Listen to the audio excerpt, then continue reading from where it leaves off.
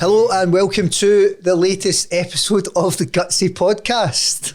My name's Derek McEwen and I am your host for today as usual. I've got a fabulous guest today, the smiling Jen Wilson, and nobody's ever smiled so much when they're sitting across from me in life, never mind just on the Gutsy podcast. Oh, I don't believe that at all. I just want to take a quick moment just to thank everybody for the support on the podcast. It's been phenomenal so far. Please continue sharing, keep the feedback coming. It's really, really important. It's phenomenal to hear that the guests are inspiring people, and the stories are resonating, and there's a real impact already, which is really why we're doing this. It's why we're spending the time and getting some really fantastic guests in, today absolutely included. Are you nervous, Jen? Yes, I am. Are you? I don't think I've seen you like this before. No, probably not. No, definitely not. You're normally really calm. Under pressure. Yeah, don't. It'll be fine once we start chatting. Yeah. It'll be fine. Yeah. Yeah, make sure people subscribe and like and share. Oh, that's exactly it. That's exactly Always. So, Jen Wilson. Hi there. The Healing Rebel. Now, I was going to go into a big dialogue about you. Okay. But I'm not going to. Okay. Because you're going to do it. No. Can I see? No. Of course you can. You're going to see what you wrote about yourself. We met a while ago now. Just coming up 2 years, I think. Oh my God. Is that how you've aged? Oh yeah. How much stress you put me under. I've aged. I'm only kidding on. One of the things that struck me when we first met was I met you as Jen Wilson, and then I seen this, The Healing Rebel. Mm-hmm. And that just sent my brain away. It just sent me in so many different directions. And what is the Healing Rebel? Why is Jen the Healing Rebel? Is that my first question? Why are you? Why am I?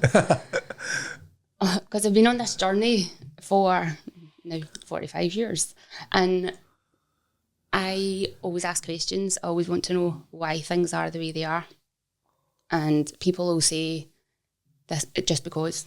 And I'm like, no, that doesn't make sense. Make it make sense to me. Yeah. And I don't like to always follow the rules.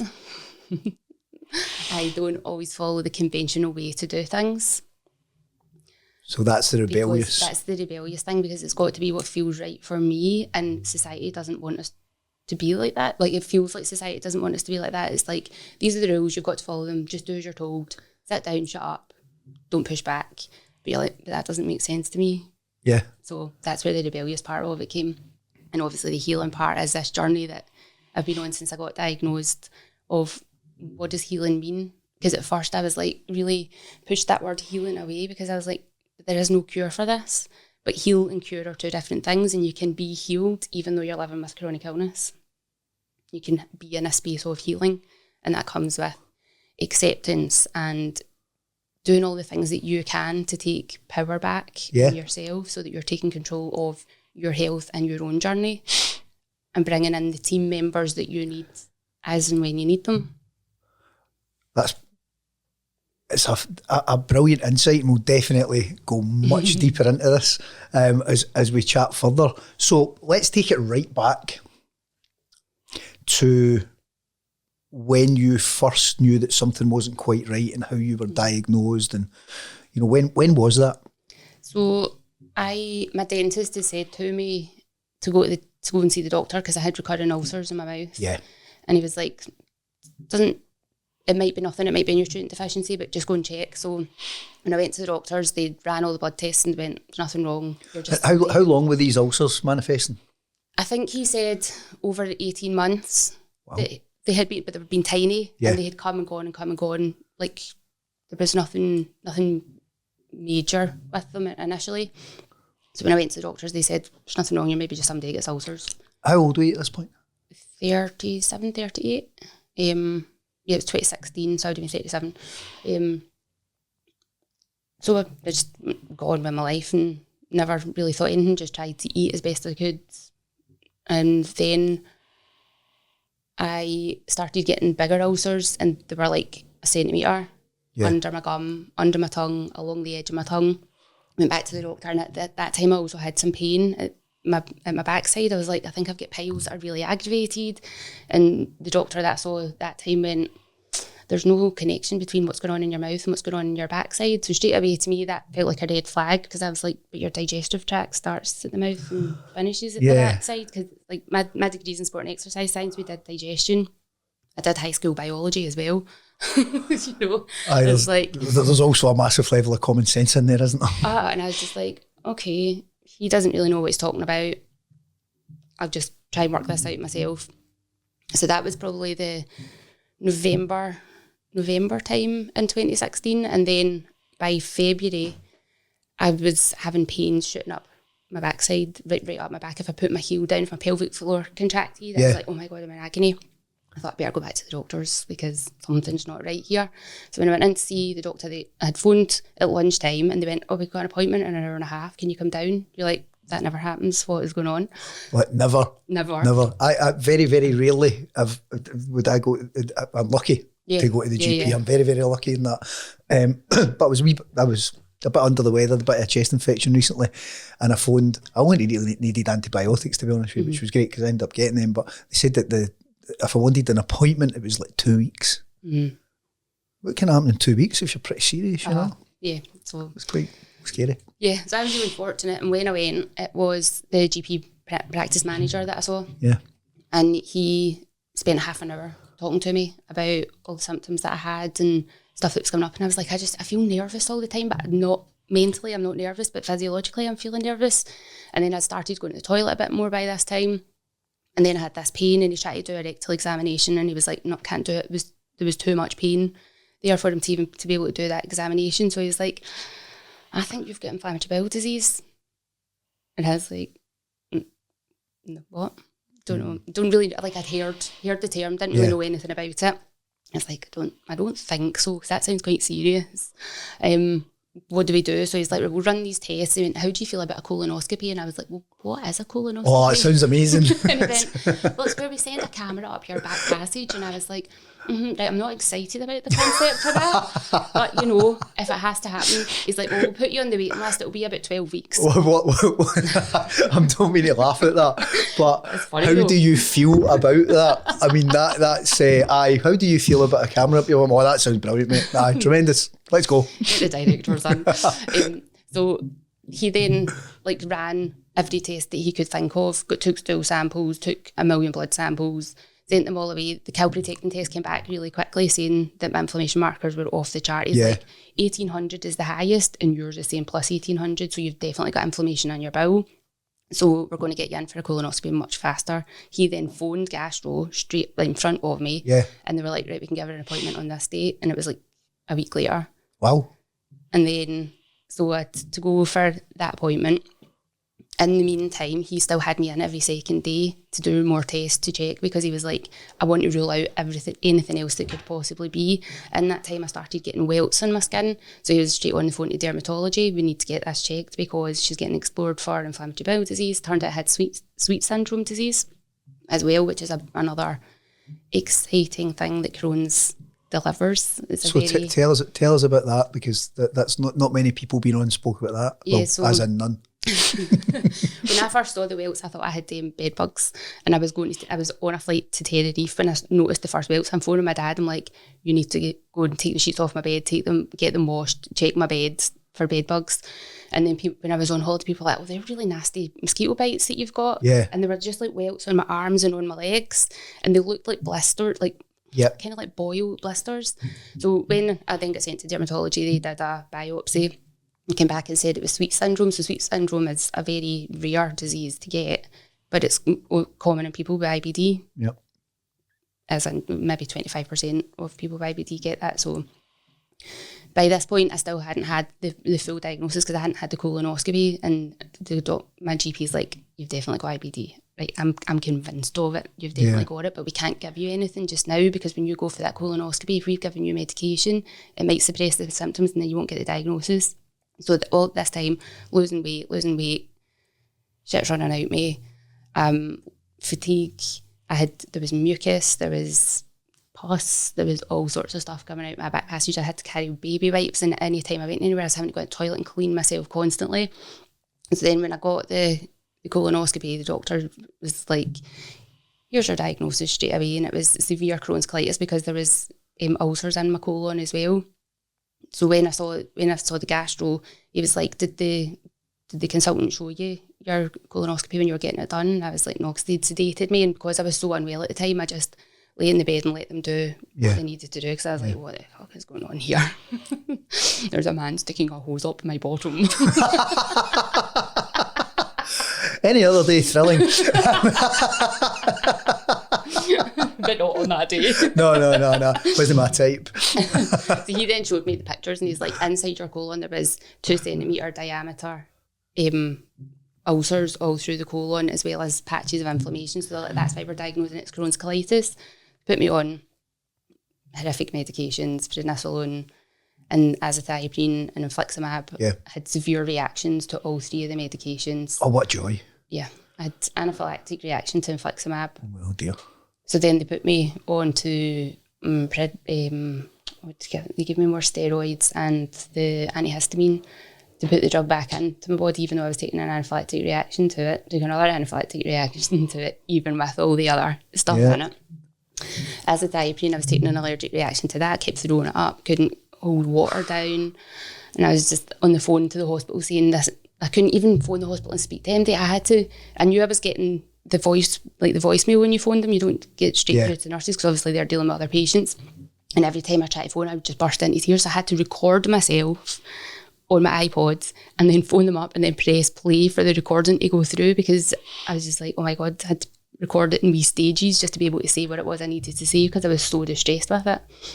And the prednisolone, for anybody that's ever had to be on that, you get insomnia, you get the roid rage, you have to eat like every hour because you get your blood sugars are all over the place on it.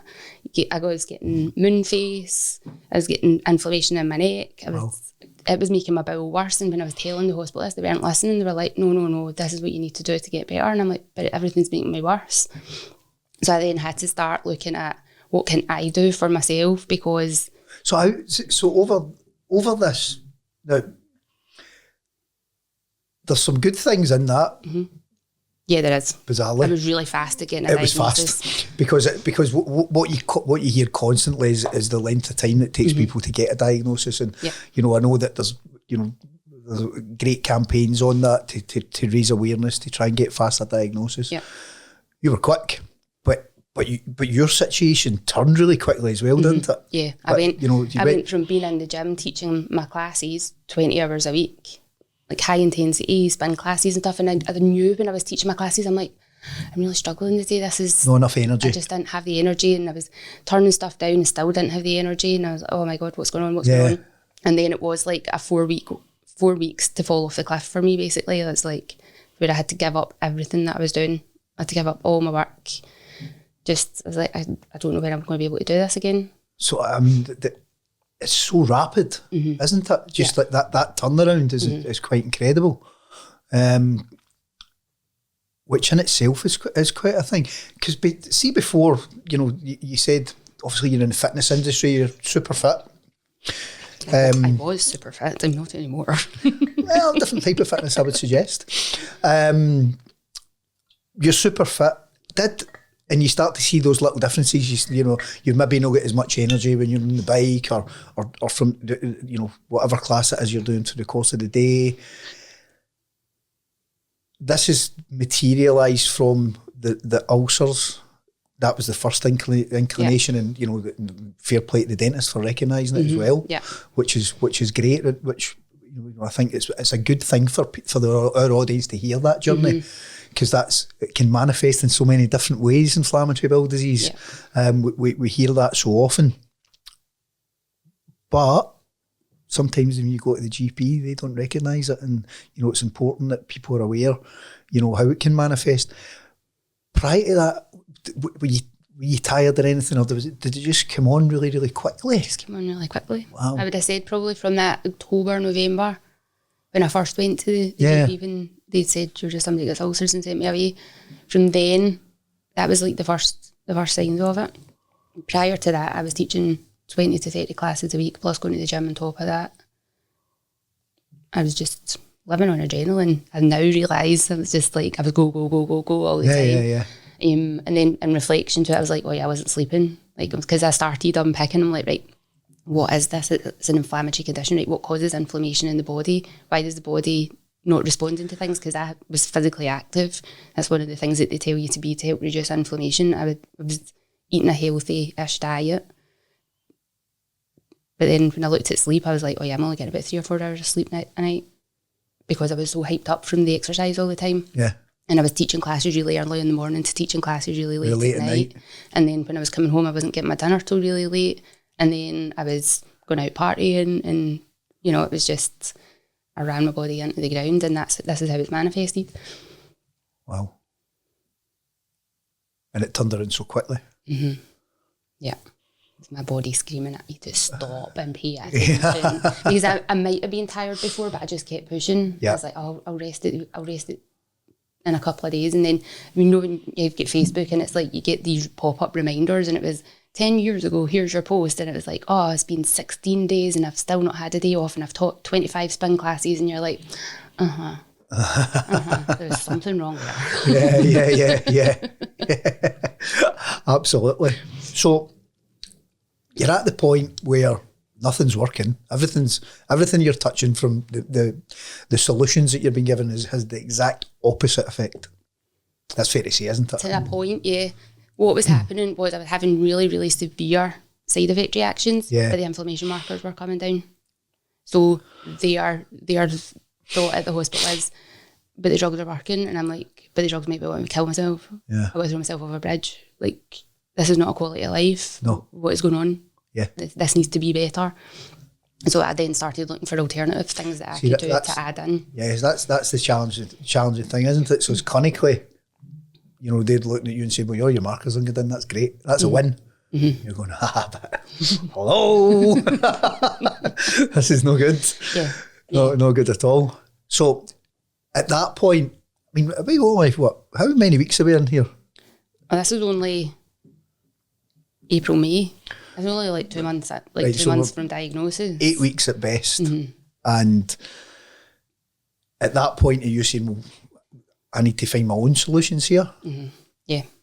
I was like, because my degree was in sport and exercise science, I have this underpinning knowledge of how the body works and how to use lifestyle techniques. Everything that I was taught in college and at uni was about using lifestyle to make your body healthy. Yeah. So I'm like, right, I need to go back and see what steps have I missed, because I thought I was doing all this stuff to make me healthy. I thought I was going to live till I was 100 and be super healthy and be one of those wee old ladies still raving at that age. And then all of a sudden I'm like, I can't even take myself to the toilet. Somebody has to carry me there. What's going on here? Which must have been, you know, you've got this 8 week period where your life's just flipped right upside down. Mm-hmm. You know, you've went for that super fit, energetic, everything, you know. Living my best life. Yeah, absolutely. To, you know, 8 weeks down the line, having to be carried to the toilet and you know, it's totally changed. Mm-hmm. You know, physically, that's a nightmare. Mm-hmm. Mentally, you must have been in no great shape. No, because there's I wasn't. Initially, I was like, I just need to find the way to get this fixed. Yeah. Like, I was on that path of, because I knew somebody that had Crohn's who lived well without any medications. So that was this is what I need to do. I need to find a way. I need to find this path to get me better. Yeah. Because I know that something is possible. Now, obviously, years down the track, I'm like, her Crohn's is not the same as my Crohn's, because when she's in a massive flare, she can still be in Thailand doing a yoga teacher training and blah, blah, blah. And I'm like, literally can't move. So, like, our journeys are not the same, so our path's not going to be the same. Yeah, I think that's one of the standout things that you would like to think that people realise reasonably quickly. There's no two people the same that have got inflammatory bowel disease. What works for one person is not working for another. Yep. You know, how you manage the condition and how you manage life itself with the condition, it's not the same for everybody. And I think that's one of the real challenges, and it's trying to find what works for you. Mm-hmm. Yeah, but I think also there needs to be more power put back into people's hands, more responsibility put into people's hands to say you need to take an inventory of your own life to see what are you doing, what works for you, what doesn't work for you. Like when you do this activity or eat this food or do this, how do you feel after you've done that? Do you feel great? Brilliant, do more of that. Do you feel like crap? Well, can we maybe start to reduce it down? Can we start to cut it out? Can we see do more of what does work and a bit less of what doesn't? I think that personal management and responsibility for oneself is massively important. But not everybody's got those skills, and it's something that has to be taught to them. And unfortunately, some people are never going to get it. But I think for me anyway, the first thing that comes into it is the acceptance of the condition, acceptance that it's part of you. And almost a case of no fighting against it, accept it, and then you can maybe start to look at these other solutions where what works for you, what doesn't work for you. Hopefully you get the clinical angle sorted, and you get medication if that's the case that works for you. Yeah. But then you've also got so many other challenges, and it's starting to get that self-management bit of work on an ongoing basis to. Yeah. And my first, I didn't get into that place of acceptance until 2 years ago when I met Avril and did the work with Avril. Before that, I was just like, I'm going to beat this. And I was in a fight with it. Yeah. And I was in a fight with my body all the time. But I had always been, when I realised, like when we were talking the other day and I said I hated my body and I was in a fight with my body, when I look back, I was like that all my life. I was in a fight with my body. How do you mean by that? So when I was young, I was really scrawny. I was like really skinny, and kids used to bully me for it. Oh, really? You're skinny, oh, Skeletor. You'd blow over if the wind blew too hard, stuff like that. And it was just... Kids are some laughing. Just, aye, they're a hoot. so witty. But as a small child, you get hurt by that. So then I would binge eat to try and put weight on, to try and make me a wee bit bigger, just so that people wouldn't pick on me for that one thing.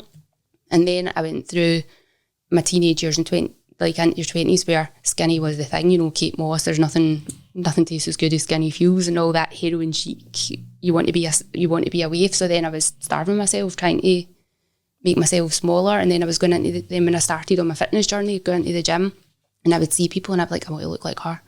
She's like half the size of me physically, like her bone structure is completely different, her muscle structure is completely different. But you don't think that. And I even caught myself last week doing it. When I was in the gym, I said to Chris, I was like, see her arms, that's what I want my arms to look like. And he just went, your arms are never going to look like that because you're not the same size as her and she's 20. You're 45. Yeah, what's the phrase? Comparison is the thief of joy. Absolutely, that's but it was just like catching yourself doing it and you're like, oh, I've always done this. I've always been in this. I think, but society brainwashes you. Absolutely. If you're, you just need to look at the fitness magazines. Mm-hmm.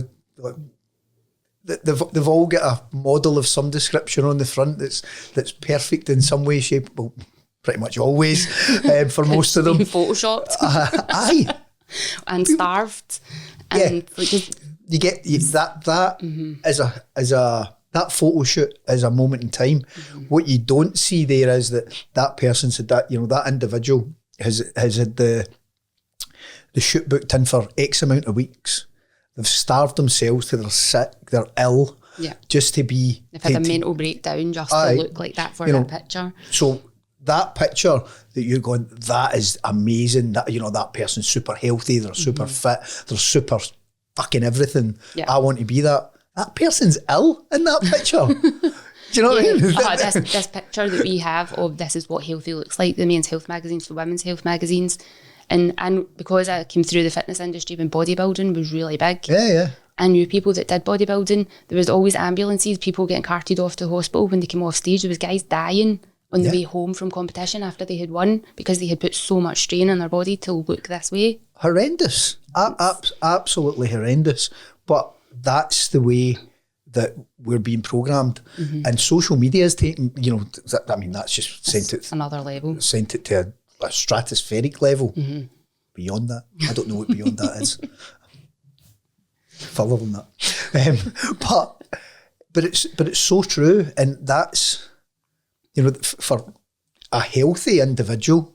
you've got this comparison and try to be something that you can never be. But you know, the reality is, and going back to that person in that picture, when they've got that picture taken, that your perception is that they're the healthiest person in the universe, they're ill. Yeah. So you've got that, but then our community, our inflammatory bowel disease community, have got everything else on top of that as well. Yeah. Trying to be, I hate to say this, so apologise, normal, whatever normal is. But you know, to lead a normal life. I don't know anybody that leads a normal life. Yes, because what is the definition of normal? What is the Everybody's definition is different. Absolutely, it's very, very subjective. Yeah. But it's a real challenge, and especially you coming in from the fitness industry as well. And you admitted yourself, you're still comparing. Yeah. It's just Was the arms good? But she looked lovely. Did she? Aye. I was like, I want to be 20 again and look like that. Guns. So back to personal responsibility.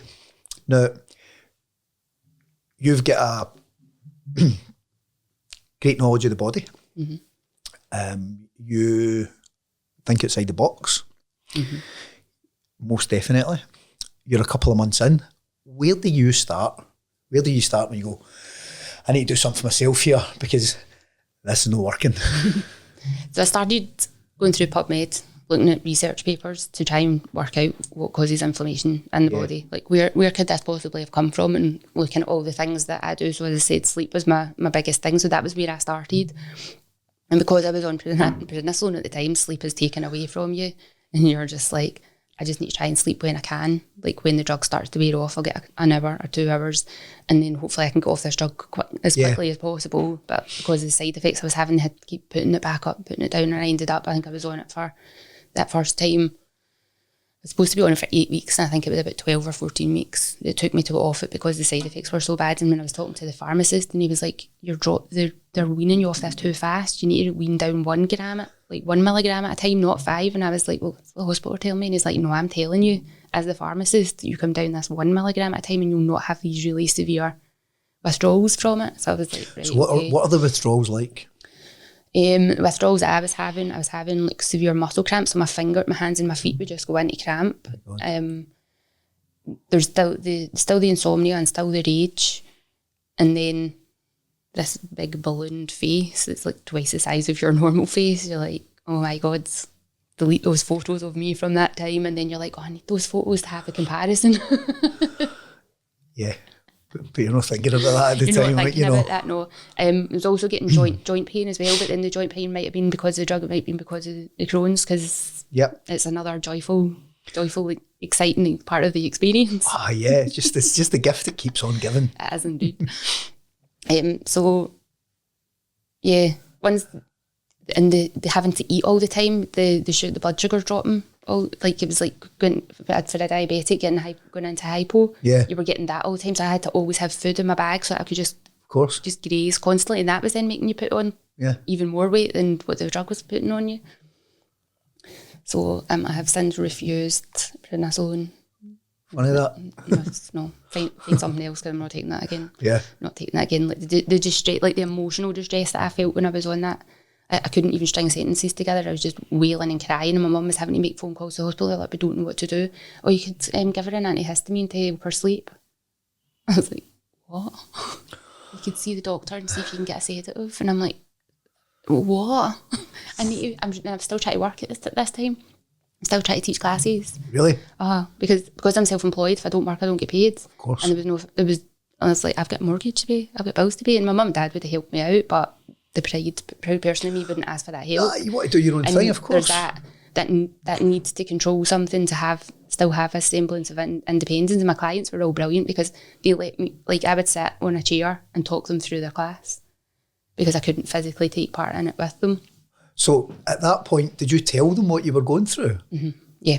So you were really, that became natural to you to share what you were going through and to tell them you had Crohn's? Yeah. Well, they were all worried about me because they knew me as this really bubbly, happy, full of life person. And then all of a sudden I was like, fucking can't speak. Oh, this is too hard. Oh. And they could see that the life was being sucked out of me as the weight was dropping and everything. And they were like, oh, we need to know what's happening. So when I got the diagnosis and I told them, they were like, all right. And some of those clients are still with me today. Like, they've been with me for 14 years. So they really know me and they know my journey. And when I've had flares after that, they're always really concerned for me. And again, because I now teach my classes online, if I've not been able to physically teach, I'm like, right, I'm just going to put a video on for you today. I'm here in the background if you've got any questions or if you need me. But here's a recording of a class I did before. And then I just lie on the floor while they're doing their class. Really? Just press play, like, I'm still here. So I still feel like I'm doing something for them. I just welcome it at the start and say thank you and goodbye at the end in real life.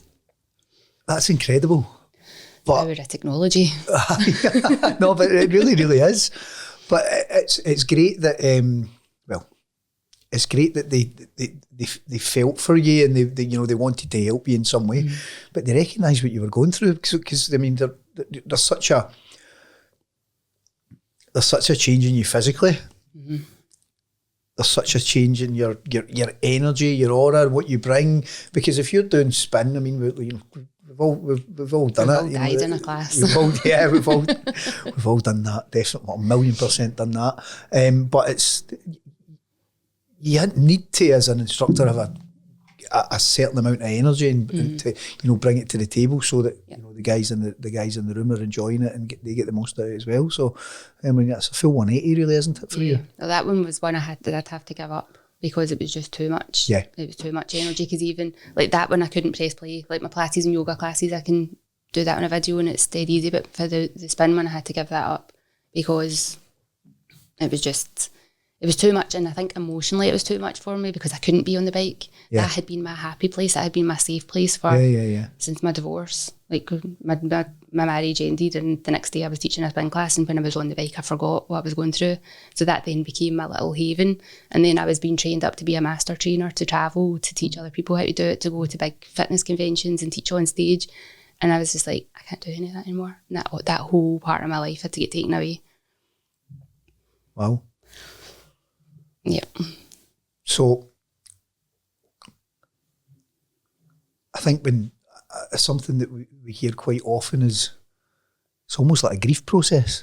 The life that you had and try to adapt, and that's a difficult thing. Yeah, and I didn't know that because I always thought of grief as something that happened when somebody died. Yeah. Like even when I went through my divorce, I didn't accept that was a grieving process either. Like I drank my way through that.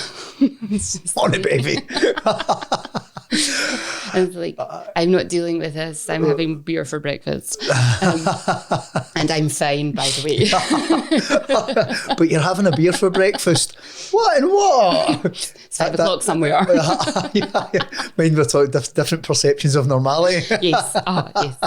Yeah. Aye. So when that part, and one of the nurses went, you just have to grieve that part of your life. And she just said it dead flippantly and then moved on to something else. And I was just like, but what do you mean? How do you do that? Like, what does that mean? Yeah, that's kind of very flippant. Mm-hmm. And just as it's just this kind of, well, of course you have to grieve your old life. Like, are you stupid? Kind of attitude, and you're like, I'm sure she didn't mean it that way, but that's when she said it, that's how I internalized it. I was like, I'm stupid. I don't understand that I have to go through this process because I'm on this journey. I just thought that I would get the diagnosis, get some medication, be better, go back to my old life.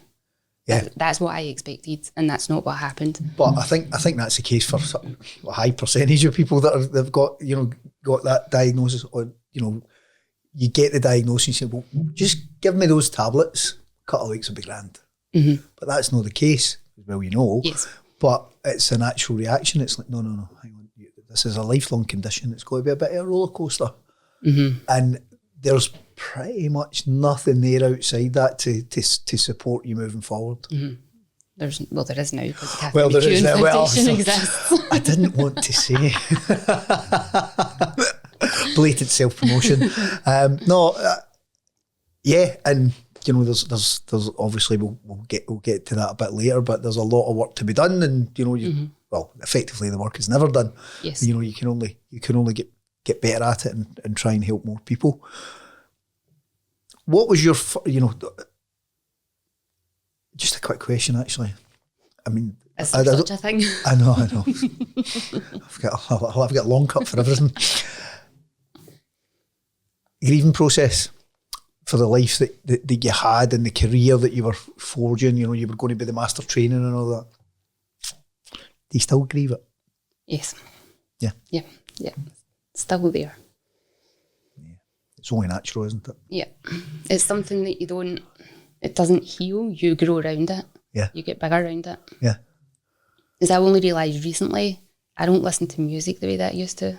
Really? Because I used to listen to a song and be like, oh, right, on the bike we could do this to that, and we could do a sprint to this, and that's how when I listen to music. And now when I could started being able to listen to dance music a wee bit more now, but I didn't realise I had completely cut it out of my life for 6 years until recently.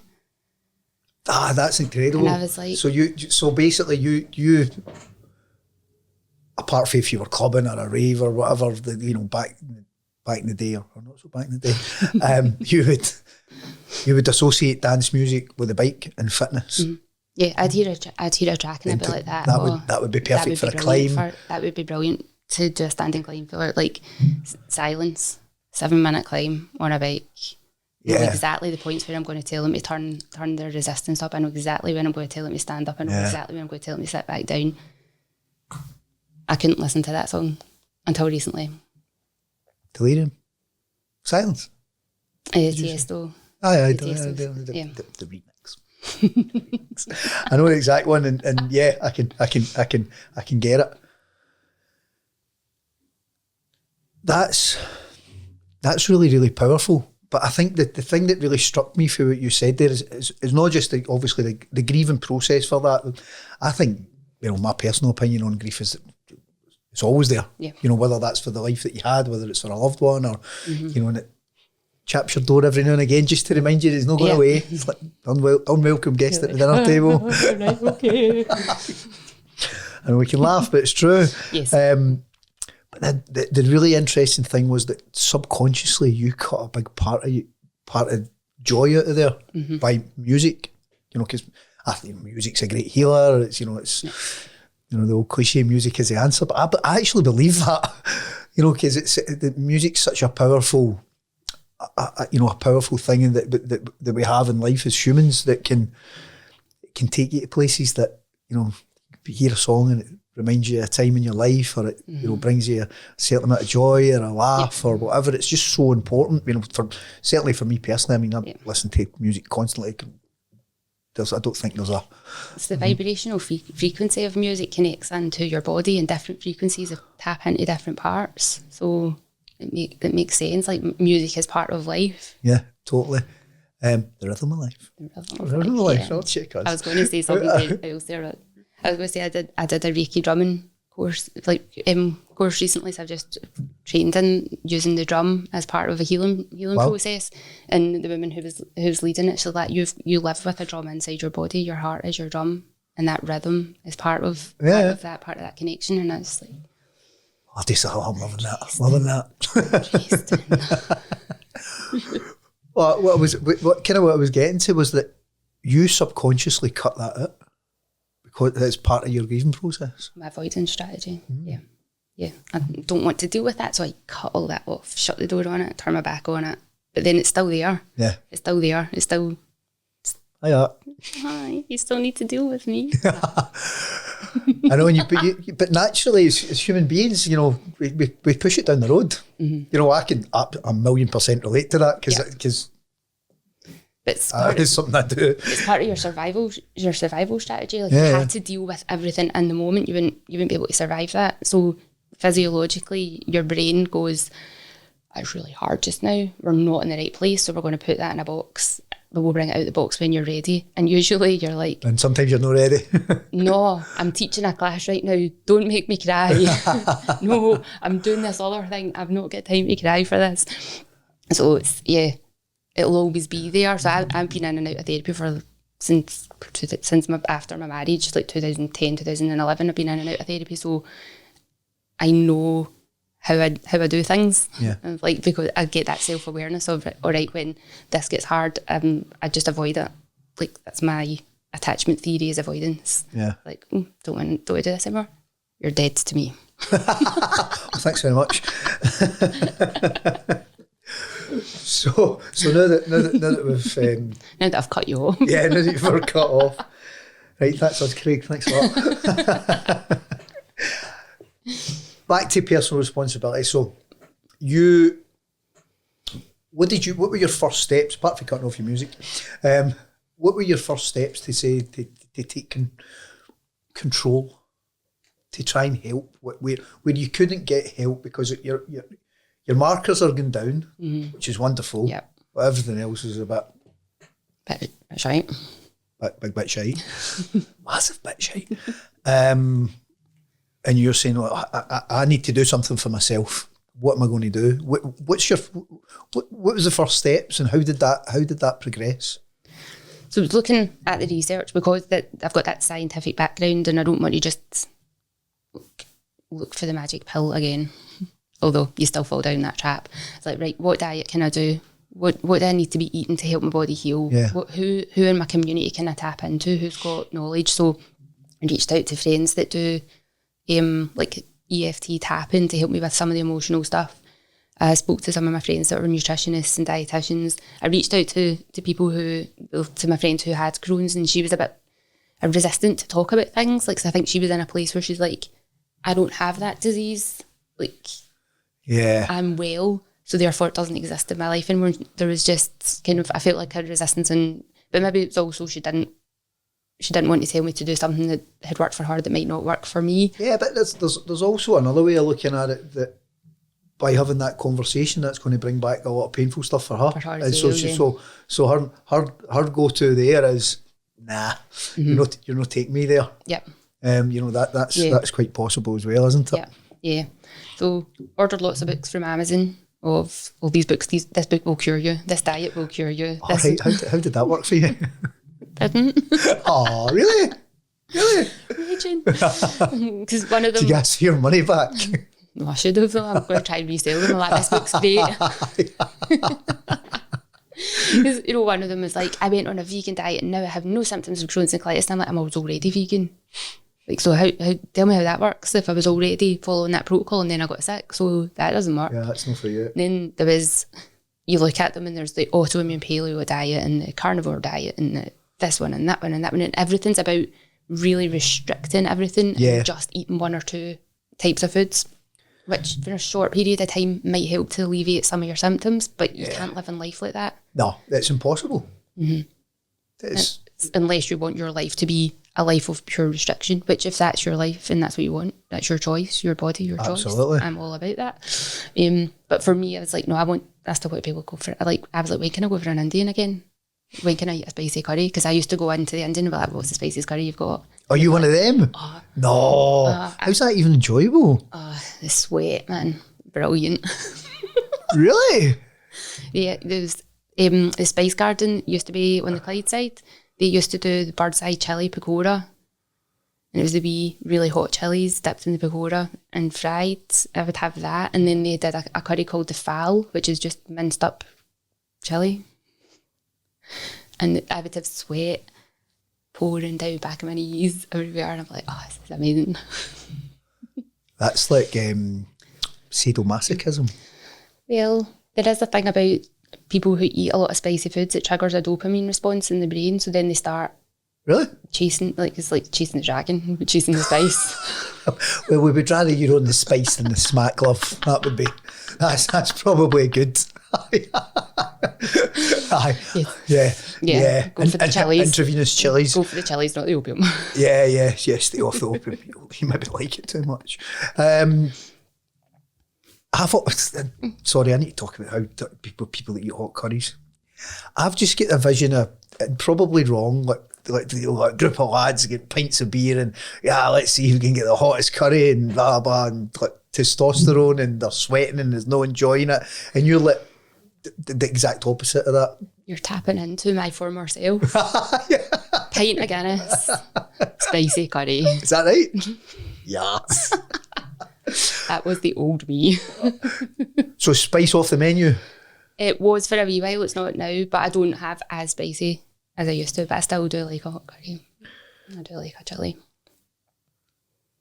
And it doesn't have it, for me, it never had a negative effect, because people be like, well, you're going to get the ring of fire tomorrow. And I'd be like, I don't know what you're talking about. No, well, no chance. Like, I don't know what you're talking about. And I had genuinely never experienced that before. But hey, now you're an expert. Ring of fire, mate. I'll tell you about that. You can't but laugh. You have to. I do like it. I do like a wee kick. I like a wee nice bit of heat, but it's just like these things are too nice. If it's no enjoyable for me, too much. I'm just delicate. It's delicate. Just delicate, definitely. So you've done all that. What was working? So you've gone through this kind of evolution, physically, mentally. What started to work for you? Once I came off the prednisolone, being able to sleep. Like, sleep's very underrated, isn't it? Sleep is so underrated, and at the time I obviously ordered more books. I got see my house full of books. Great for the fire day ones. Some of them. These 2 books were actually really useful. I'd read Arianna Huffington's book on the sleep revolution, and then Matthew Walker's book on why we sleep, because there's lots more research now in sleep than there was when I was at college and uni. Like, it was like, rest was just something that was on the periphery. It wasn't talked about how you actually did that or what that looked like. So when I started looking, and I was like, right, how do I improve my sleep? So blackout blinds, eye masks, earplugs, cool room, doing meditations before bed, listening to different breathwork techniques, listening to different meditations. Like, I would try anything to see what would work for me. What clicked for you? Removing screen time. The only electrical appliance I've got in my bedroom is my bedside lamp. There's no other electronics in the room. I switched the Wi-Fi in the house off at night. Like, I started going down rabbit holes of stuff, and I was like, do you know what? I'm going to try it. It's not going to do me any harm. So what was that in? Was it Breaking Bad or Better Call Saul, where the guy was changing his full house against the electricity and he was wrapping it all up? And all that? I don't. It must have been Better Call Saul. I think it was Better Call Saul. I never watched all of that. Better Call Saul. It was Saul's brother. Like getting the tinfoil hat on. I actually think the Better Call Saul's better than Breaking Bad. Oh really? I can't get into it. It takes a wee while. Okay. But then you start piecing it together. Right, I might need to go back. It's really clever. It's really clever.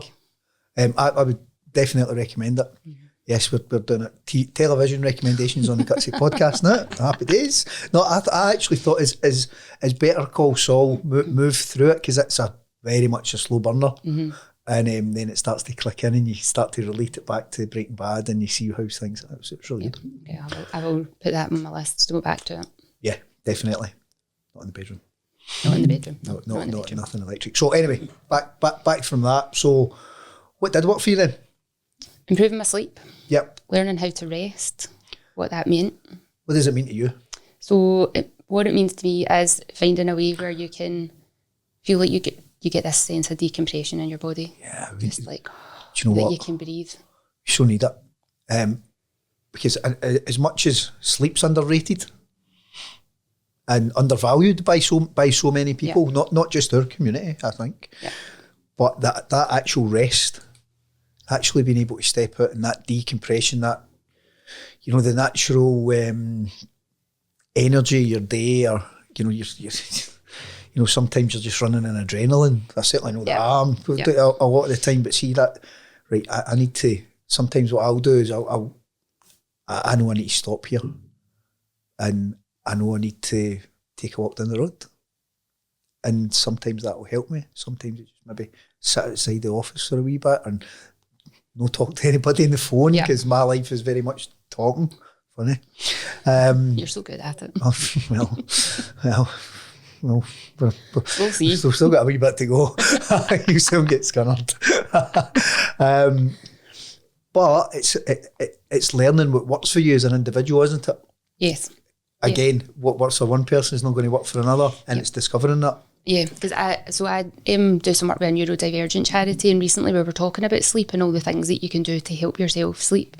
And obviously the thing is, the advice is the dark room, the cool, they don't have screens before, and at least an hour before bed, etc., all these other things. And what the girls in neurodivergent charity were saying was their kids need to have a light on some of them need to have a light on, or they need to have sound playing, or they need to watch something on a screen because that's what helps their brain shut down and feel relaxed and not feel so alert and switched on. So it's what makes you feel relaxed and switched on, because what works for me might not work for you. Like, I've got friends that are like, don't ask me to go and walk in a park. That's like absolute torture. They want to walk through the city. Whereas for me now, walking through the city, I'm like, where's there a quiet street? I want to walk down a quiet street. Like, oh, there's too many people. There's too much happening. There's too much stimulation. Stimulation. It's just understanding your own nervous system. Some people are introverts and need that quiet time for their body to decompress and rest, and other people are extroverts and they need to be around people. So understanding that about yourself, and then giving yourself permission to say no to the things that don't fill your cup, that don't make you feel good. Yeah, and I think you've touched on something that's massively important. You know, giving yourself permission first and foremost, but the skill, and I do believe it's a skill, to say no. Yep. You know, you don't need to go to that. Yep. You don't need to go to that dinner. You don't need to go to that birthday party. You don't. If you're not in the place, you know, don't put yourself through that, because it's not going to work for you on the other side, and chances are it's not going to make a big difference in anybody's life either. Yeah. And being able to say no, because you know, it's not selfishness, it's self-care, and that's not selfish in any way, shape or form. It's not, but it's something that I only really learned how to do once I got this diagnosis, because I could then say no to the things I didn't want to go to because I had an excuse.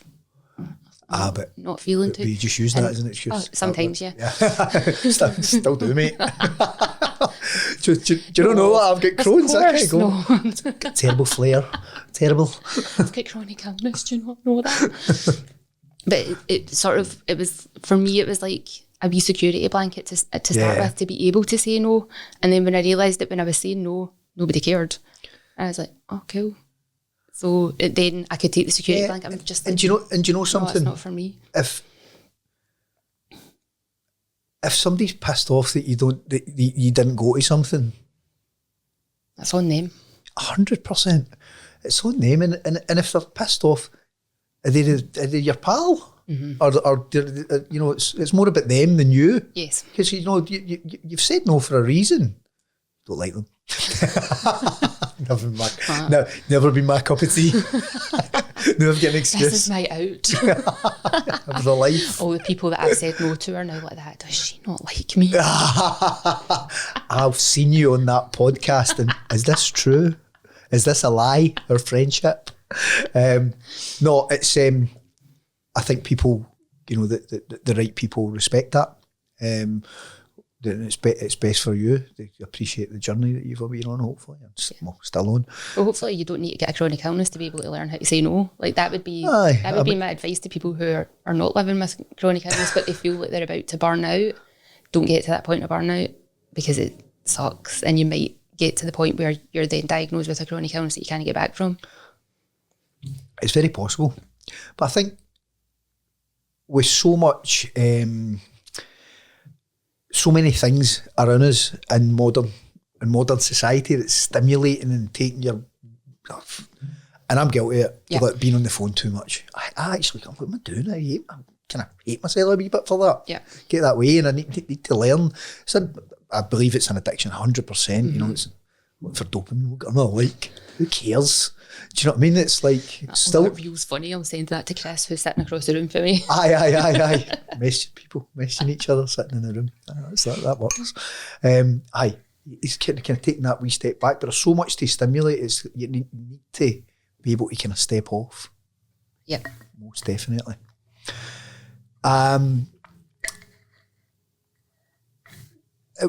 Has there been a point? So after your diagnosis, was there a point where you felt in control? Did you ever feel in control? I did for a while. So because I'd responded really quickly to the initial drugs, even though it's having horrific side effects. Yeah. And my inflammation markers got down. As soon as they got to a point where they stayed stable for a few weeks, I was like, I want to come off the medication. Yeah. Like, I was really, really pushing, and I need to come off this medication. I want to come off the medication. So because I was in remission, I think at about 6 months, my consultant was like, okay, I'm happy for you to try coming off medication to see how you are. And that made me feel like I was in control because I had made the decision. He had agreed with me because my health was in a good place. I was only having side effects to the drugs. And then I had a whole year where I felt not my old self, but I felt as good as I could possibly be. And I was like, oh, this is good. This is me. I'm in control. I've got it. I've nailed it. I know what I need to do to keep my health well. Yeah. And then my gran died. And that brought up a whole load of grief. And because I had been so good at closing the door in grief in the past, I was like, right, I'm not going to do that this time. I'm going to deal with it. But I didn't realise that dealing with that grief meant I had to deal with the 30 years of grief that had gone before that. Like going back to when my aunt died when I was 10. So I was like, this big eruption. And I haven't looked into it since. Like when you are grieving, your body naturally goes into an inflammatory state because it's helping heal your broken heart. That's how your body heals, is to create some inflammation to fix things, to help them dampen back down. But then when you're living with a chronic condition that's triggered by inflammation, that inflammation then ran rampant and I ended up in another massive flare. So thanks, Gran, for dying.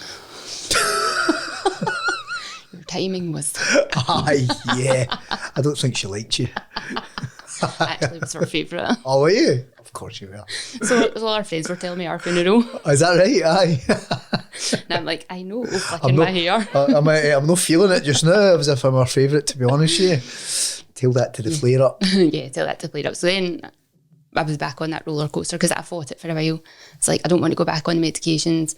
I want to go for acupuncture because I'd read that acupuncture could be really good, and I found a really good Chinese medicine doctor who helped me, and I got well quite quickly with acupuncture, but then he went back to China. Selfish. Very. And left me with his son who wasn't the same as him. His personality was different, his approach was different, his methodology was different. I didn't feel safe in his company. And everything flared back up within 2 weeks.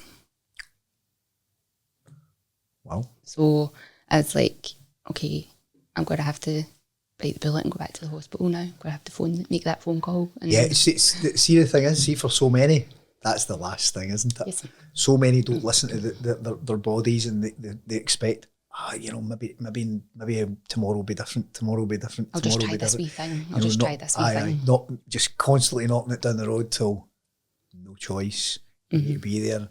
For a lot of people, inflammatory bowel disease, they're kind of late, and they're too late, and it's pretty serious by that point. Yep. Where if they kind of got a handle on it before, and went. It's part of the journey of learning, Absolutely. And it wasn't the last time that I did that. 100% it wasn't. Of course it wasn't. Of course it wasn't. So I did then went will it be the last time? We'll see.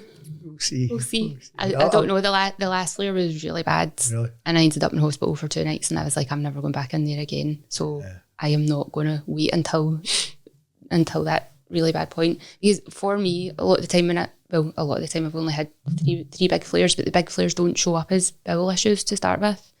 For me, I get a bit of joint pain, and I get a bit of tendinitis. I had uveitis, like eye inflammation, and various other things that were all wee inflammatory things. And because I get endometriosis as well, like there's other stuff going on in my body that's like, I don't know what this is, I don't know what that is. I'll just hope it's not Crohn's because I'm not going to the toilet yet and I haven't started losing weight yet. And then all of a sudden, there comes the toilet, there comes the weight loss. There's that, damn it. Damn it. That was very polite. Thank you. I caught it just before it slipped out. It's a five or a swear word.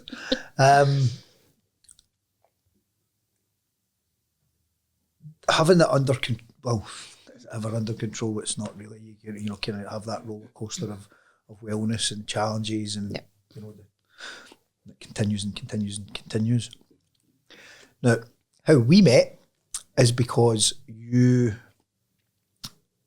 visited our lovely Avro. Yes. Now, having known, that over 3 years we've been running the mental health support service at the Catherine McEwen Foundation, and I know that, the outcomes are incredible, they're amazing. Avro's phenomenal. What she does professionally, she's just a lovely person as well. But it takes a massive, for a lot of people, it takes a massive amount to actually make that step, to make the application to say, do you know what? Hang on a minute here. I need a bit of help. And I'm going to chap their door. How did all that kind of come about for you? So that was off the back of my third flare. And I'd had to go back on medication. And is this the one you were in hospital for a couple of days? Mm-hmm. So that had happened end of 21 into the start of 22. So we had been back on medication, and again, inflammation markers were all back down into more normal ranges, but I still had loads of symptoms. Yeah. Didn't know officially at that time I also had endometriosis, which causes very similar symptoms to Crohn's. Yeah. So, but I was sitting and I had switched off all my notifications on my phone, but I'd had to put Facebook onto a phone. I can't remember why, but when I re-uploaded it onto my phone, it had automatically switched the notifications on, and a notification popped up saying Catherine McEwen Foundation Mental Health with IBD. There were going to be a Facebook Live, and I was like, I'll maybe tune in for that. It's happening in 5 minutes. It's like the universe doing magic, getting all these magic bits in. So I was like, alternatively, it was just an algorithm. Coincidence that I had just put the app on my phone. I'm with you with the universe. I'm with you. I'm like, algorithm. They are watching me. Is it the ghosts or is it Google? Both. So went on and listened to the call, and I think it was Abby and Avril and a nurse and somebody else. Do you know what? Was this when we were doing the Q&As? It was. That was the Q&As. So we developed, there was so many challenges for lockdown. Yep. Obviously. But one of the big things we were getting, I mean, it was crazy, you know, for everybody, but we were getting loads of phone calls with people just freaking out, you know, they're obviously getting an autoimmune condition. If they get this, are they going to die? Is my son going to my daughter? You know, it's like, it was such a shame. And we can't get anybody at the hospital. Can't get anybody. Mm-hmm. So they're looking for an out. They're looking for a solution. They need somebody to speak to, and they can't. You know, the hospitals are just COVID. Quite rightly so. So we'd kind of created this thing. You know, we were with a lot of different partners. I mean, look, nobody can speak to you, but people really, really need support and really need answers. And you know, we need to give them a level of clarity. So we created these Q&A sessions where we effectively took the hospital out of the equation, got some fantastic guests on that were knowledgeable. Yeah. So we ran Facebook Live. People could send comments in with questions, and you know, we kind of hosted it that way, and it was brilliant. So it started off as a COVID thing, but then it kind of, people liked it, and let's face it, we had a captive audience, nobody was going anywhere. And that evolved into doing different sessions and different topics, and one of them was mental health. And Abby, it was Abby Gray, wasn't it? Abby. Have you met Abby in person? No. She's lovely. She was the first ever person that did their mental health service. And it was great for her. Yeah. So I heard on the live. But I was sitting watching the live and listening, and in my head I'm running, she doesn't know what she's talking about. She only got diagnosed 2 years ago. She's only just dealing with it now, and she's talking about this acceptance. I'm like, she's not been on the journey long enough. But maybe I'll reach out to this Avril woman and just see if she can help me, because I've been in and out of therapy before and know the benefits that it can give you. Yeah. So I thought, give it a go, see what happens. So filled out the form on the website, and Avril phoned me and got me in. So it would have been 2 years ago, kind of now, I think, the sort of November, December that I went for the sessions. And after the first session, I was like, she knows what she's talking about. Yeah. She's going to be able to help me. And I think it was like 4 or 5 sessions. And on the last session, she was kind of like, I don't think we've got anything else to talk about. I think we're good. And I was like, I think I'm good as well, so I'll just be off then. Catch you later, mate. Catch you later. See you later. Thanks very much, bye. Really? Yeah. Have you seen her since? No. No. I haven't had the opportunity to see her since. No, she's great. And then even over like the following 2 years, when stuff's come up, I'm like, all right, wait a minute, what did Avril say about that? And I go back to my notes, because I used to always take a notepad and sit and wrote loads of stuff down. Yeah. And I still go back and be like, what was it she said about that again? to just help me be in a better place of this acceptance, because it's not, for me, it's not just acceptance about my condition, it's accepting other people's behaviours, other people's reactions to things, other people's responses to things. It's just like you're always navigating, like, how can I be in acceptance of this, because their values are different from my values. Yeah. But we don't want to be in conflict with each other, because you don't want to be in that fight all the time. Yeah. No, that makes sense. So it's like Avro often talks about, giving people a toolbox for life, and to navigate the waters of life. But obviously with inflammatory bowel disease, they're slightly murky waters. Choppy and murky. Why are they murky? But they most definitely are. But that was great, and that's how we bumped into each other, because you were quite happy to speak about it and maybe want to give something back, which is really, really commendable. And then we started to talk about this. Obviously you have this massive knowledge of wellness. That's very impressive. It's multifaceted. Yeah, so there used to be in fitness, but wellness. So, I mean, we've been speaking for that time about getting something moving and to support the community, because I think, let the clinical side, let the clinical guys look after that. But how do we? Get back to that. Gaps, you need to navigate. How do you navigate life with this? And for people not to be isolated, to help them at certain times when they need that, and part of that's really putting in place a wellness program. And I know that you've been really, really involved in the wellness walks that we've been doing. Yep. We started them last year. We did them this summer, and we've got the winter program just now at the weekend. So talk us through that. Yeah, so obviously we had a conversation about what could this look like, and you had set up the wellness walk last year at Strathclyde Park that went really well, but I can't get to Strathclyde Park. I think we should have other locations. Very selfish, but yeah, that was a good idea. Now featuring four locations across Glasgow. Yes, 4 locations, north, south, east and west. So you then connected me with Brandon and Lorna, and that they were the first people that I would say are my friends with IBD, other than people that I've known before that don't want to talk about their condition. But it was like, oh, there's other people.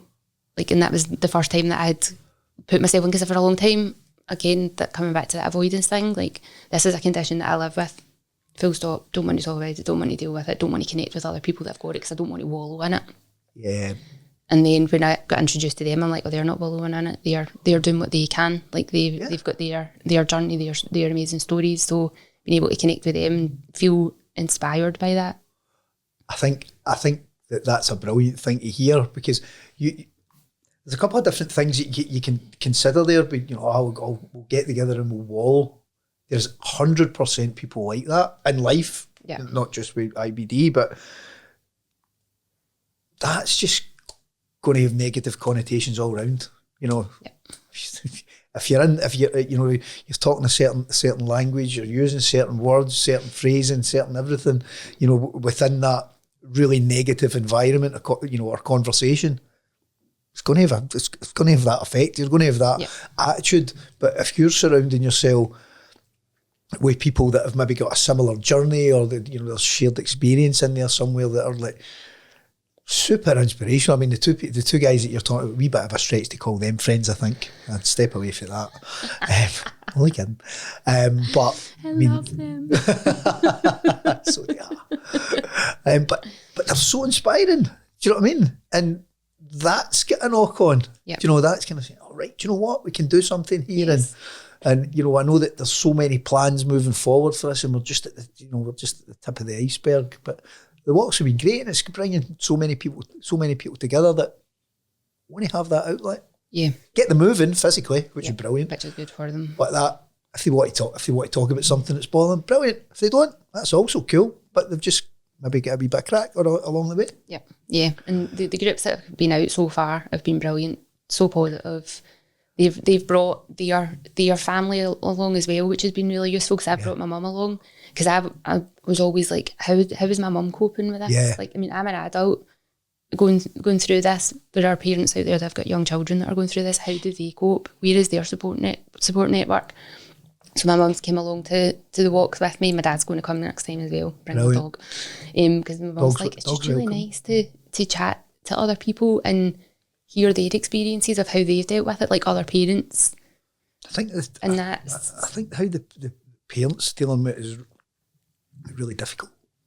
I can't even begin to imagine.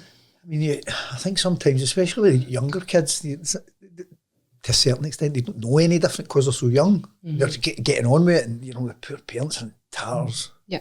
So we need to support them. And I know that January we're kicking a programme off with Mark Brown that's focused on parents as well. So we want, you know, it's really important that we start to support not just the person living with the condition, but the overall family as well. Where are we going with this then? Our wellness. I know that we've got the survey going out. Yeah, we've got the survey going out to find out what other people want, because I've got loads of things that I can offer. Brandon's got loads of things. Lauren's got loads of things. Like, we've got a good community of people that have got lots that we can offer to help support people. So it's what do they want, so that we can then help provide that. Yeah, I think it's really, really important that everything that we do as a team and as an organisation, from the charity aspect, is shaped by effectively service users. Yes. To say, right, well, what do you need? These are the things that we could potentially offer you, but what works for you? What do you do now? What would help you in life? And then we can start to shape exactly what they want, and then more people can benefit from it. Yeah. Instead of, you know, a phrase that Vicky Garrett uses quite often, shoehorn them in. Yeah, because she talks about how the clinical model is, we've got all these medications, you just need to take them. And that's just how that model works. So if you've got something that's completely different, then it's user generated. What do you need, and how can we provide that? Yeah. No, I'm really, really excited about it. You know, it's been a bit coming since we originally spoke about it, but it's the timing's right. And, and I think we've got a really, really good foothold in it, a really good foundation for moving it forward. So I'm pretty excited about that, to be honest with you. So, Jen, what's working for you just now? What is working for me? Well, the medication I'm on, as much as I hate to say it. What's your drugs? What's your drugs the new? I'm on ustekinumab just now, and I've been on that for coming up 2 years. Yeah. No, 2.5 years it must be. I've been on it, and I've not, touch wood, had any obvious side effects, which is always my big thing. Like, if it's helping do the job and I'm not getting side effects from it, then I'll keep it. But if I'm getting side effects that are ruining my quality of life, then I want off it as soon as the other stuff's, which is obviously a difficult, because then when you're not on medication, the speed that I go into a flare at is... Yeah, you're fast mover. Don't like to hang about. Just get in there. Deep end. I'm a deep end kind of cat. Yeah, so I do that. I work on 3 days a week. Like, when I see clients, I only work 3 days a week. I don't want to use the word strict, but I have very strong boundaries. It's probably a better word around how I manage my energy. So I was saying to you, after we went to the honky hoedown. Get the brand right, Jen. Get the brand right, man. Honky tonk hoedown. Yeah. Honky tonk hoedown. Had a brilliant afternoon, but I then needed 2 or 3 days to recover after that, because my nervous system had just been overstimulated, and it's just like, what do I need to recover? So lying in bed, reading books, just chilling, going out for a walk in nature, moving my body but not intensely. Yeah. Until I feel better, and then I can include a wee bit more exercise when it feels right. Eating the foods that make me feel good. So I had been vegan, I now eat meat. I'm going to go into these wee notes I've got in you, and that's the top. I was one of the first ones. Yeah, so eating the diet that feels right for me, and listening to how my body responds. So some days I can have dairy and it's not a problem, and then other days I have it and it's not. And so I track everything. I've got a spreadsheet on my fridge door, and I track what day of the month I'm in my menstrual cycle, the date, how many times I've gone to the toilet, what's the quality of the toilet movement, what's my energy, what's my mood, have I got any pain, have I got any symptoms of anything anywhere, what have I eaten and drank through that day, and what other activities I've done. And then... You're the most organised person with Crohn's I've ever met in my life. Thank you. you know, that way it's like I need the information so that I can look at it and say, right, over that month, my bowel wasn't good then, oh, that's when I was ovulating and that's when I was on my period. So maybe that's not Crohn's, maybe that's to do with my cycle. So I think that you touched on something that's interesting. And sleep as well is on that as well. Of course and it is. Noticing a pattern with that. Yeah, definitely. Because people automatically, if something's not right, their go-to is their IBD. Mm-hmm. Oh, it's their IBD. There's a good chance it's not. So you can't relate everything to your IBD. Mm-hmm. And it's kind of, I suppose it's quite difficult to work out what is and what isn't at times. Yeah. But your incredible tracking system. Wow. I'll sell the book for $9.99. We're just about to get to the book. It doesn't have the tracking in it. Don't No. But the updated version. If you want the tracker, just message me and I'll send you a copy of it. It's fine. I think that's a good thing. But yeah, it's just because you don't know what you don't know. Like I said this to you the other day, I'm like, you don't know what you don't know until you know what you don't know. Yeah, I still can't get my head quite around that anyway. So you need this information. You can't do an evaluation in your life like from memory because what did you eat yesterday? Oh, I ate my kefir and oats for breakfast and I had salmon for my dinner. Full stop. What about the crisps? What about the, what about that other shit? Oh yeah, I forgot about that. Because when you just write it all down, then you know. Yeah, but it's getting into that habit, isn't it, to do that and you know, so that it just becomes what you do. Yeah. You know, you need it. And in a way that works for you. So for me, it's having it on the fridge and a pen next to the fridge so I can just write it. For other people, they like to put stuff in apps. I'd like to not have my phone on me as much as possible. So how you never answer the phone? It's always on silent as well. So is mine, to be fair. So is mine. No, I think that tracking is really interesting. I think if that is available to anybody who's watching, mm-hmm. we could put a link to it and you know, on the page. Yeah, we put it in the show notes. Oh, check you. The show I've notes. got my own podcast. I know these things. All right, all right. Punt your podcast. On you go. Oh, it's just me talking shite. Talking about shite. Talking about the things that I have done over the years. I sometimes have guests on talking about different, like a whole host of different things. Their own healing journey, not with IBD, but just in life. General. Yeah. Who have you done? I don't think anybody famous. Doesn't matter. I can't think. I'm like that. Who have I had on? I don't know. Who was your most recent guest? That is a very good question.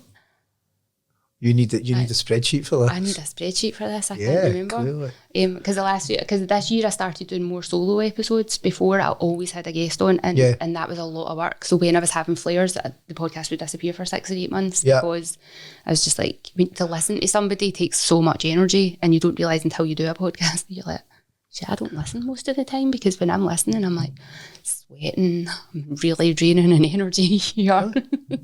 No, I think it's we've it's a skill. Doing this for a while, and I think I could only we do 2 recordings in a one day, and I could only ever do 2. I mean, I think I'll get sick of my own voice, to be honest with you. Surprisingly. Right, random facts about you, Jen. You used to be a vegan, but you're all right now. I'm sorry, you used to be a vegan. but now you've got a fish and meat, so just why the change? Did you just feel that your body needed it? Yeah, well, when I was vegan, it was never for moral issues. It was because I didn't like meat when I was younger. When I used to try and eat it, it would end up like a ball of rubber in my mouth, and I would just go and run to the toilet and spit it down the toilet. I didn't want to eat it. And then my ex-husband used to try and widen my palate because I was really fussy, really fussy eater when I first met him. And he's like, just try this. And he used to put food on my plate, and I'm like, don't do it, do not do that. So to stop him from doing that, you put him under the patio. Send him back to his jail. I decided to be vegetarian. I'm like, can't make me eat meat if I'm vegetarian. So that's quite an extreme reaction to that. Well, that's me. So, and then I had some skin issues with eczema, and I had read that dairy could sometimes aggravate that. So I had taken dairy out and noticed that my skin had healed, and I felt better for 25 years when I was doing it, but then I was listening to a podcast, not a podcast, an audiobook, and it was the Hunter-Gatherer's Guide to the 21st Century, and they were talking about diet in that, and about how people from different parts of the world do better on different kinds of diets because of their DNA, because of how their cells have been structured over generations. And the guy had said, you know, if you've done one of these DNA tests, like the Ancestry DNA or whatever, and you know where you come from, if you look at historically what foods have come from that region, then basing your diet around that might be something that helps your body. So because I had done the Ancestry DNA and I was 100% Celtic, I'm like 51% West Coast and Highlands, and really 49% Donegal. Right, because anybody I know that's done that is like they get a mix of all over the place. Not me. No. Nope. You've not you're homebodies. Homebodies. You are a herbal tea wizard. Yes. I have an apothecary of herbs. Go say that again. Just in case anybody missed it. An apothecary of herbs. What a magnificent word. Yes. So when my gran died, I got her dresser. We were clearing out the house and I said, I'll take that out the house and then I'll maybe paint it and sell it or something. But then I put it in, it's one of these old pine like base units with the drawers and then the top open shelves. And when I put it in the house, I was like, actually, I quite like that. I think I might just keep it. And then I go foraging and like I've got an allotment, so we grow herbs and stuff. So I started like dehydrating them and putting them in jars and then making my own herbal teas, because I'd worked with a herbalist for a while, for a couple of years, went on this journey. So I knew a lot about different herbs and what they could do to help soothe your nervous system and calm you down and help with digestion and stuff like that. So I now just, depending on how I'm feeling, what I've got coming up, like for coming today, I had a tea with chamomile and passion flower and all the stuff that helps like reduce the adrenaline and help me stay more calm. And then at different times of the month, like during my period, I'll have to use different herbs to try and help and just chop it and change it. And it's interesting. Brilliant. I love the fact that you grow it yourself. Not everything, but I grow some. What does it mean you're an extroverted introvert? What does that even mean? Well, extroverts are people that like to be around people and be out and get energy from that, and introverts are people that like to be inside and I know what they both by mean, themselves. but how are you not both? Everybody. How are you not both? Everybody knows that. So I like to be out, but I like to be the observer. I like to sit on the side, but then I need time away from that. Right. Like I can't just be by myself all the time, and I can't be with people all the time. I'm a blend of both. And I get energy from both in different ways. Brilliant. Teetotal. Mm-hmm. Since 2014. Yeah. Fair play. 10 years. Yeah. When's your anniversary? September sometime. Is it? Not that but if you don't mind me asking, health or just sick of it, or those beers in the morning we were talking about earlier on were You fair got up on me. When I was in it, the last time I was in Ibiza, which was 2014, I didn't know it was the last time I was going to be there. When I was there, I had always wanted, we always stay in the East Coast at Playa d'Embossa, and I'd always wanted to stay to see the sunrise. I'd always been too wasted to see the sunrise, so I decided one night, there was no good club nights on. I was like, do you know what, I'm not going to get drunk tonight. I'm just going to have an early night. I'm going to set my alarm, I'm going to go up and I'm going to go and watch the sunrise. So my pals all went out, got wasted, came back. She kissed a married man by accident and then kissed another one by accident, and she lost her purse, and I was like, oh, I don't care. I'm going to watch the sunrise. See you later. Sitting on the beach watching the sunrise. Pure moral high ground right there. Check me. I am now sober. Yeah. One with the universe. You'll be one with your lavy in a minute. And so sitting on the beach watching the sunrise, and I just got this feeling of peace, and I was like, oh, this is what I've been looking for. Really? Every time I went out and got wasted, that was the feeling that I was looking for, and I got it sitting watching that sunrise, and I was just like, I'm not doing this anymore. I just can't. Wow. And that was it. That's incredible. The following summer, and I was at tea in the park with my friend, I'd taken a couple of drinks. I was like, at tea in the park, I'm going to need a drink to cope with this weekend. So I did a can of Tennent's and a bottle of Crabbies and started feeling a wee bit tipsy, and I was like, no, this is not for me. Yeah. And that was it. Good for you. It's a cool story. Not many people would sit and see the sunrise in Ibiza and that would turn them sober. You do things different, Jen, don't you? I do. It's the rebel in me. Relaxing doesn't come naturally to you. No. But that's something you've been teaching yourself. Yes. And what relaxing looks like to me isn't just sitting doing nothing. Like, I might go for a walk with nature, I might go for a walk with friends, read a book. I read quite a lot of books now. And just finding things that help me not feel busy. Yeah. Because being busy was my security blanket. Yeah. It was that I don't need to deal with life. I don't need to deal with my emotions. I don't need to deal with anything if I'm busy all the time. So getting comfortable with not being busy and not feeling guilty about it. Because when you're self-employed, there's always something to do. There is always the to-do list. There's always a social media post that you could be posting. There's always this phone call that you could make or this connection that you could make. And I have burned myself into the ground many times doing that. So yeah, trying to get more comfortable with resting and exploring different ways of what rest looks like to me. I think that's brilliant. I think that's something that we can all learn from, definitely, because I'm guilty of everything that you just said. And I've also scheduled in, so I've already scheduled in all my down weeks for 2025, so every 7 or 8 weeks I take a week off, and then I'll go away to a caravan or something the Monday to Friday so that I'm out of my environment, because I work from home. It's just like, there's always something to do. There's always a washing to be done. There's always something to be cleaned or painted or whatever. So I go away, and the first couple of years I did it, I would feel guilty. But now I'm just like, I'm out of here. See you later. It's my down week. I'll see you on the other side. And I go and read and go for walks on the beach and go to the chippy and eat fish and chips and fantastic. Enjoy it. Lover of nature, animals, camping and paddleboarding. That's hipster, isn't it? The old paddleboarding's quite a hipster thing to do. It is now. It is. Oh, were you in when it wasn't so hip? Before the hipsters get involved? Only just. Really? My friend used to live in Sweden, and it's massive in Sweden, paddleboarding. So when she had moved back, she was like, do you want to come try paddleboarding with me? So we went up to Loch Lomond, hired the boards, and went out, and that was cool. And then the next time we went out, and we hired a board from a different place and ended up having to phone Loch Lomond Leisure Rescue to come and get us because the wind had picked up. And we couldn't get the boards back up. And we were trying to go up, and then it was just taking us from one side. We were just back and forward across the loch. We couldn't get back up to us.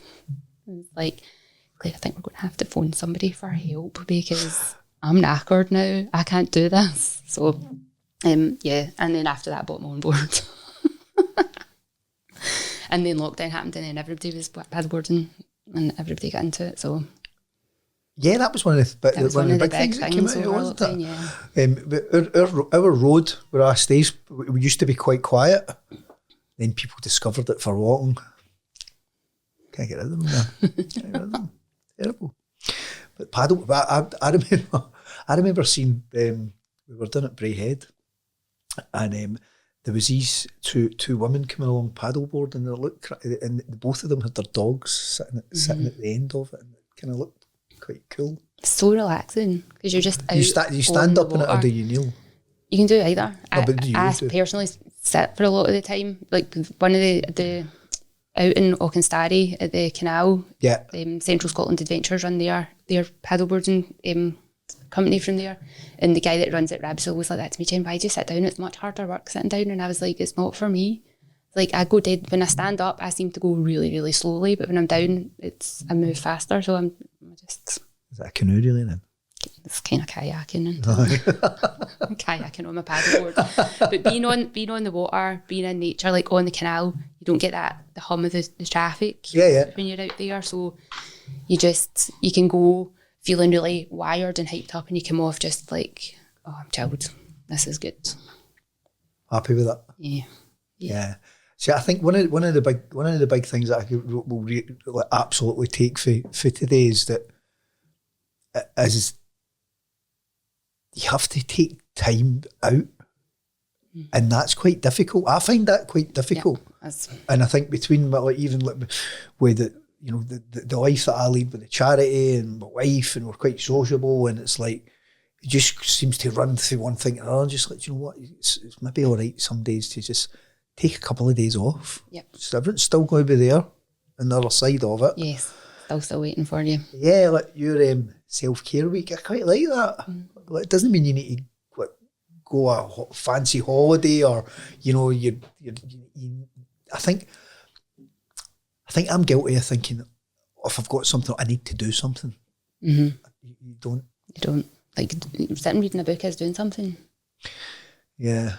No. And if you can immerse yourself into the book, then it's a nice escape for some people. No, definitely. I find that coming on the wellness walks as well is a nice escape. Exactly. Oh, I see what you did there. Plug. One of the things, just coming back to what we were talking about with living with IBD, is we've mentioned it earlier, is that acceptance of it. And that's, I think, when people become the acceptance of where they are, and they've got the condition. I'm not saying that you're probably embracing it as it's maybe a word that is it's maybe a word that people would go, oh, how would you embrace that? That's it, it's horrendous and it's changed my life for the negative. But that, I think embracing it is a powerful word, and it's not embracing like you're something to love, like other things that you would maybe embrace, but it's something that you need to embrace because you're not going to get away from it. And, you can battle it all you like, and you try to do stuff that's going to go, you'll try to go back to that, live that normal life bit. Mm-hmm. It's adapting your life, and, you accept it, embrace it, and get stuff that works for you. And I mean, when we spoke during the week, you talked about hating the disease. Mm-hmm. Now, that's not healthy for you, is it? No. And that's something that I learned with Avro, like that hate and that being in that fight is putting you into that state in your nervous system, into that fight and flight, and your body can't heal in that space. Yeah. And it's not good for your mental health because you're in that negative, and negative feeds negative, anger feeds anger. So how can you be more compassionate towards yourself? How can you find a place of love? And you might not love the condition, but it's part of your journey. It's not who you are.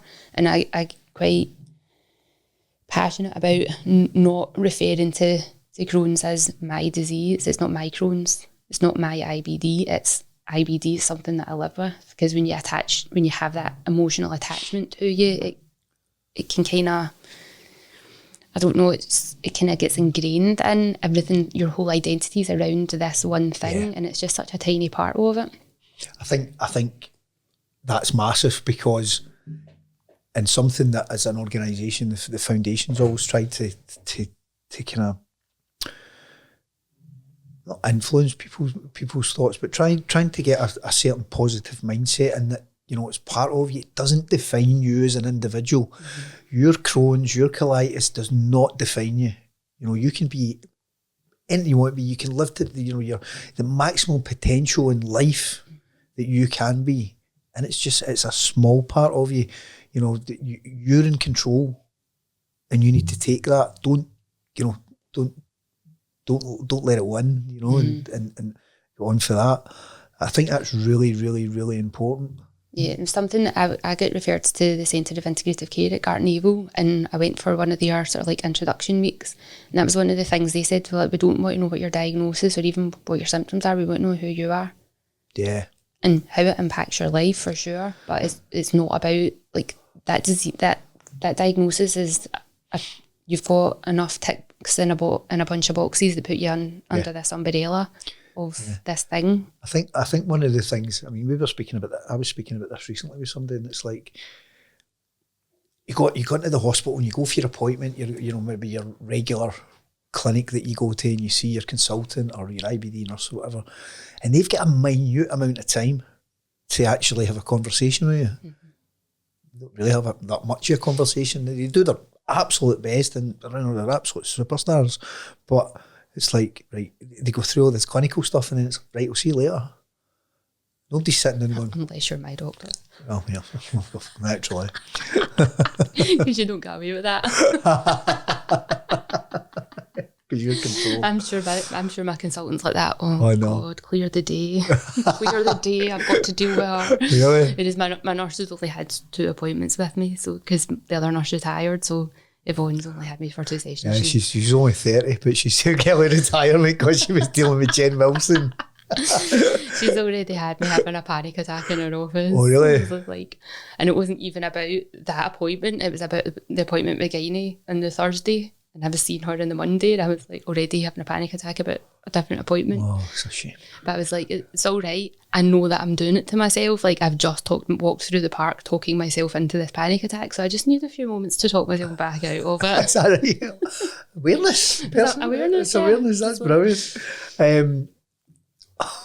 Poor Yvonne. I'm sorry. But at what point does somebody sit you down and say, are you happy? They've never. Exactly. Nobody does. We should. Yes. You know, that's because that's going to have such an impact on you, your physicality, and how your condition manifests, your happiness, and how you're navigating life. And I think that's what we like to kind of help as much as possible as an organisation. I think by nature I'm like a sunny side of the street person, so I'm always trying to, even when I feel like I want to die, I'm like, I don't want to wake up tomorrow, have a good time at my funeral, I've already got my playlist on Spotify. It doesn't surprise me. All right, okay. What are you reading just now? Well, I'm reading my first J.K. Rowling book. Oh, yeah. And it's not a Harry Potter, it's called Casual Vacancy. And it's about a parish. Like, how in England they've got these wee villages and they're all run by the parish council, and it's about this parish council, one of the members has suddenly died and hasn't left the instruction of who's to take over, so then it's going to be all the relationships within the village and kids smoking and underage drinking and all this one's having an affair with that one and all the gossip and stuff like that that's going on. It's not my usual kind of read. I usually read crime fiction. I like quite dark crime fiction. Yeah. But I saw this one in a charity shop and I was like, I've never read any of her books. I'm going to pick that up and read it. So she's under J.K. Rowling because she goes under it. Robert Galbraith as well as her. I think that's her crime fiction stuff. I haven't. Yeah. Because there's a TV programme about that, isn't there? Can't remember the name of it. There is, definitely. Okay. It's on BBC. Can't remember the name I of it. don't have normal telly. You still get BBC if you stream? I don't have a TV licence. Anyway. I'm a law-abiding citizen. Of course you are, love. Of course you are. And talking of books, you have your own book. Yes. 9 Rules to Sort Your Shit. Yes. And it's not about the Crohn shit because I wrote that book before I got diagnosed. I was like, my friend because I self-published it, my friend who helped me, like she runs a business that helps authors self-publish, and she was like, that book, that name's quite ironic now, isn't it? And I was like, aye, it is. Yeah, it's almost as if you were seeing into the future. Almost. Yeah, it's a personal development book to help you sort your life shit out. Fantastic. And can you still pick it up? Yeah, it's available on Amazon. It's also, you can get the audiobook on Audible and it's on Spotify. So if somebody's got a paid Spotify, they can listen to it as part of their paid membership. Brilliant. So guys, the 9 Rules to Sort Your Shit, which is not about IBD. It is not about IBD. But it will help you sort your life out and help you be able to set these boundaries, and all the stuff that I now do that I wrote about in my book, and I put them into play. Like, what is going to bring me joy? Okay. I'm going to read this. Good. I look forward to your review. I look forward to my shit being sorted out, to be honest with you. never mind your review. You do know you'll get one. You'll get one. Jen, this has been brilliant. What we normally do is at the end, we normally do a kind of top tips, a wee kind of quick fire thing. It won't be quick for this conversation. No doubt. Right, let's go. Top 3 tips for living with IBD. Acceptance, obviously, is big one. Like, get in with Avril, get some sessions, get support, right? So you might not be able to get acceptance first, but if you get the right support around you, that'll help you get to that place of acceptance. Brilliant. So acceptance and support, and track what you're doing. Like, notice what things make you feel better, what things don't make you feel better, and try and do more of the stuff that makes you feel better. You've already done another one. You want another one? That's 3. How many? What did you say? 3. That's support is one. Acceptance is the other. Tracking. Oh, you putting acceptance in? I thought you said support would get you acceptance. 2 and a bit. These are another one. Oh, another one. You're saying that as if you've not got another one. Listen to your body. Right. It is very wise when you feel feelings of anxiety, when you feel pain, that's your body's trying to draw attention to something, so pay attention to that and listen to it and try and respond. Brilliant. Easier said than done. And not know. Ignore. another thing to put the lid on. Aye. It's going to come out. It's going to come out. 3 things that annoy you.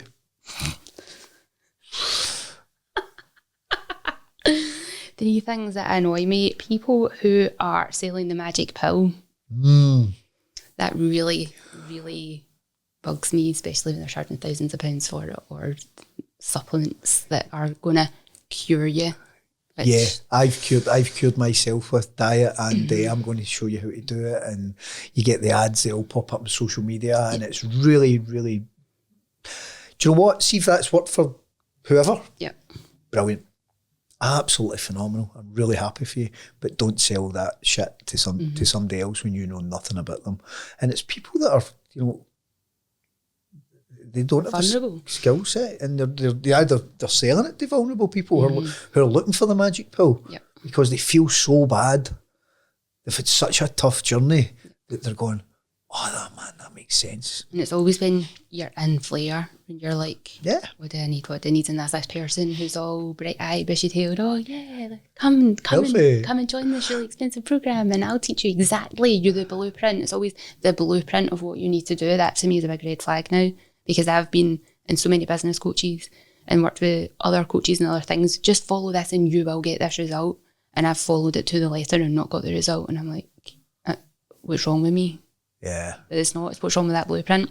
Yeah, because, no matter what it is, whether it's someone giving you advice because they've got the blueprint to cure your Crohn's disease, absolute bollocks, mate. Or it's a life coach, totally regulated issue in the world. They just don't have the skills. They're opening up the box. They don't have they don't have the skill set, the knowledge. They don't have the magic pill to shut it. Yeah. And you're dealing with people that are so vulnerable, who have probably been through a lot of trauma. Yeah, trauma through to the eyeballs. Yeah. That are just like, give me it. Here's a grand. Here's this. Here's that, and it doesn't work. And then it's tenfold. And that person's sunning themselves in the Maldives. Lovely. Yeah. Yeah, that annoys me too. Annoys me. Can you tell? Yeah. Right. Anything else? Or is that just a big one? That's a big one. Another thing that annoys me is the questions that they don't ask when they're doing medical research. Interesting. When you look at the next new drug that's come out for IBD, it's a slight tweak on the last one that came out, but they're not looking at trying to find the root cause. Yeah. Like, if we can find the root cause, we might be able to actually get better results here. And it's the same, and obviously it's a business model, so they need to make profit, so they don't really want to go. And people who've worked in these industries have come out of the industry saying, I went into that thinking I was going to find the cure for all these diseases, and then I went in and realised that wasn't going to be the case, because that's not the business model. And that really, I'm like, there's people being dealt with here. It's not about pounds in the bank all the time. Well, that's the challenge, because it is. I know. That is the world that we live in at this stage. Yeah, that's a full different 100-hour conversation. That. Yeah, well, greed runs the world. Let's face it. What are you grateful for? I'm grateful for Catherine McEwen Foundation. Oh my God, somebody paid you to say that. I did. Well, I look for it. I'll send you the invoice. I'll get a good review of your book. I know, but seriously, because it's made such a difference in my life. Like having those sessions with Avril changed how my symptoms were presenting. Yeah. I was waking up every morning in fear of my symptoms, and then after working with her, those symptoms went away. And that being able to have that support there, and then being able to meet the other guys, and then having the wellness walks, and knowing that there's going to be this lovely community of people that are all kind of like-minded. Yeah. So definitely, you guys have to be the number one thing that I'm grateful for. Shit. I am grateful for my education, because if I hadn't had the education that I went through, I went back to fitness. Well, I came to fitness in my 30s. I went back to college and university as an adult. What did you do before that? As a travel agent. Oh, yeah. I worked in the travel industry. When I left school. What, Thomas Cook or something like that? It was Going Places that I originally worked for. So when I left school, I went to do travel and tourism at college, because you got a free holiday at the end of the year. I went to Tenerife for a week. That was like the goal. I'm going on holiday. Yeah, it's just thinking Busby's and Bobbies. Totally. And then you ended up working in the travel industry for 15 years. But I lived overseas because of it. I lived in Greece and Spain and Australia. Well, my ex-husband's Australian, so that's why I lived in Australia. But where did you stay in Australia? I love Australia. Well, when I arrived, I flew into Perth, and then we bought a van and drove a van across and ended up on the Gold Coast. Do you know, I did something similar. Like when we went over, me and my Baz, we went to Perth. We did this, we're totally cliche, but an old bind up combi. 100%. Old Bess we called her. And then we travelled down the coast, we travelled back up to Perth, up the west coast to Darwin, all through the middle. I didn't get to go to the middle. Right? So on my bucket list, going to Uluru has been on my bucket list since I was 6. And I lived in Australia for 3 years and I didn't get to go. No, we went. It was quite the experience. Mm-hmm. And then down to Adelaide, round the east coast, up to west coast, silly boy. No, east. Oh, the east coast, yeah. Oh, man. Between the two of us, we had a nightmare there. What side does it? It is the east coast. I was right. I was right. The Gold Coast is on the east coast. I was right the first time. Absolute diddy. Swiftly moving on, and then up to Sydney, and I've been back a few times with Jules, and it's just amazing. It's a great way of life. You're not convinced? No, I lived there for 3 years, and it wasn't home. Like I was just like, because I was there forever. Because I went as a permanent resident. I think to go on holiday and experience it's different than being there forever. I would stay. That's things. Foundations kind of taking over life. Terrible so it is. No, I 100% would, but you never know. I was going to say something else about Australia, but I can't remember. Must have been a lie. No, I loved it. But the thing is, if you, this is what I was going to say, your genes tell you that you're a homebody. Yes. Because your full DNA is, you've not really moved to these shores, have you? like ever. In your genealogy? No, definitely not. Purebred. Right, what's the future? I want to know what the future for Jen is, and what do you hope for the future with the world of inflammatory bowel disease? I hope to be able to help support people on their journey, like being able to help them find the path that's right for them. Like, cause the way that I do, like my coaching program, is not about, there's no blueprint. There's a rough outline of different things, like the different pillars that you want to look at. Like it's now called lifestyle medicine. But there's the 6 pillars, which are sleep, physical activity, healthy eating, healthy relationships, mental awareness, and minimising harmful substances. So using that framework to individualise it to each person to make it work for them, so that they feel as well as they can. And it's always, where are you right now? What's the next step forward? It's not about where do you want to be in 5 years, because you don't know. Of course. You don't know with the nature of whatever your condition is. So I've worked with people with MS, Parkinson's, people that are recovering from strokes, IBD, like a whole fibromyalgia, like chronic fatigue syndrome, like a whole spectrum of inflammatory conditions. And everybody's journey is similar but different. Like the label that they've got on, it's different, but it all comes down to inflammation. So it's like, how can we reduce inflammation in your body, and what works, what are you doing right now, and what wee tweaks can we make to your life to make it a bit better, to improve your quality of life. Good for you. Yeah. You enjoy it, don't you? I love it. I love the puzzle. Like my clients laugh when they come in and they're like, oh, I've got a sore knee. And I'm like, right, tell me about this. What kind of pain? What kind of pain is it? Is it hot? Is it sharp? Is it this? Is it that? What have you been doing for the last 24 hours? Let me just see how you're standing. Right, move. When you do this, does that hurt? When you do that? And they're just like, you're so funny. You can just see your brain going try to work it out. Like, everything happens for a reason. Yeah. It's like, let's find out what that is, and can we untangle the knots? Brilliant. Good for you. Jen, that's us.